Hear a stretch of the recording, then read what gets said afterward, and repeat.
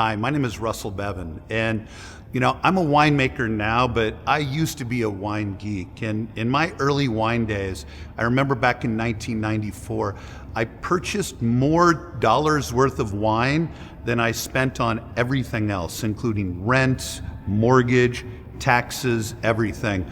My accountant actually called me and asked me if I had a problem because I loved wine. And one of the big reasons I had spent so much money was because I had fallen in love with Chardonnay and Pinot from Flowers Winery. And I made a pilgrimage out there and I met Greg La Follette. And at that point in time, I was new as a wine geek. I'd read all the books. I'd worked for Gallo when I was in grad school. I'd started writing a syndicated wine column. And then I met Greg La Follette, and he turned the lights on to me different than anybody I'd ever met. The way he spoke about cellular division in grapevines, the way he talked about yeasts developing textures, the way malolactic changes a wine. Greg had a way of explaining wine and teaching you about it that was common sense, but coming from one of the greatest chemists that's ever been in the wine industry. If you look back at his history, he was one of the original pioneers of AZT when they were doing HIV research.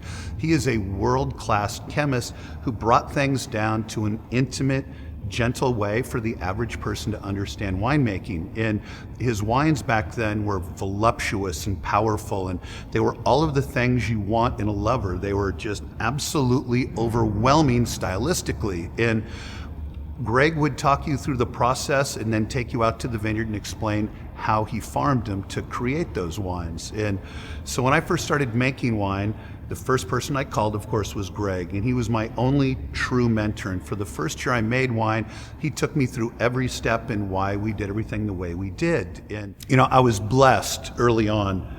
And this is back when I was a customer of Greg's, and I was at the Tandem Winery, and we were tasting, and I says, well, Greg, I think next year I'm going to get to start making wine. I said, what's the most important thing I can do? And Greg said, you taste. He said, lazy winemakers are never successful. You need to know your children, and children know when they're loved.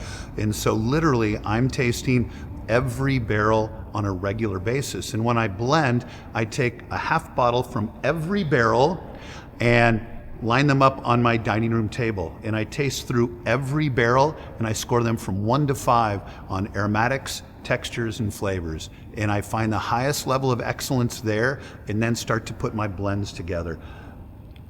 I'm so lucky that this is my job. I actually do that twice before I actually blend the wines.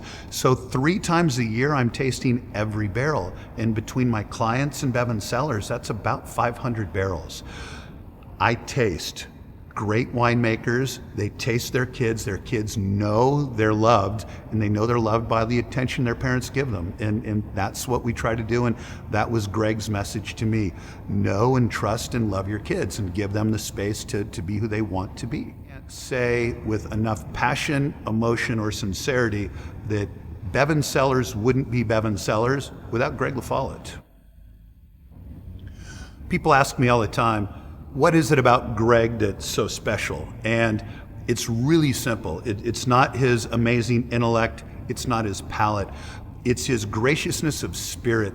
There's nobody, and I literally, I'm getting goosebumps as I say this, there's nobody in the wine industry who will go out of his way to help you like Greg will. I've seen him in the middle of harvest when he's working on 3 or 4 hours sleep in 3 days, have a friend call and say, I've got a problem, and Greg is there. That there are few people on this planet that are as gracious of spirit and emotion as Greg. And regardless of who you are or where you're at in his winemaking tree, is absolutely amazing. But regardless of where you are in there, Greg's there. He knows everybody that has sprung from his tree. And it's such an impressive group of people, but all of them get his undenying support, love, and everything he can have to offer.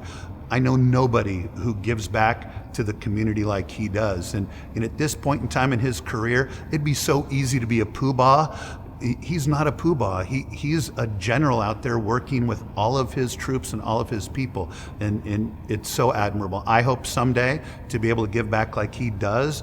I just don't know that I've got it in me.